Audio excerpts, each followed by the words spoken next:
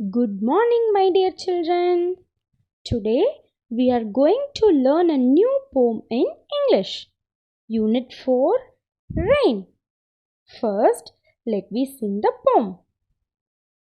The rain is raining all around.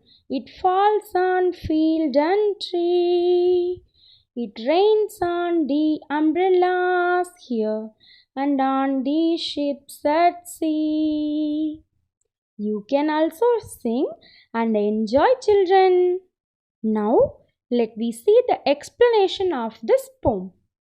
Everyone likes to play and enjoy in the rain, right? In this poem, a small child is singing a poem about a rain. How would the rain falls, dears? The rain is raining all around. It means it's raining everywhere on the land. It falls on field and tree. Not only that, it rains on the child's umbrellas also and on the ships which sailing at sea. Come, let me sing again.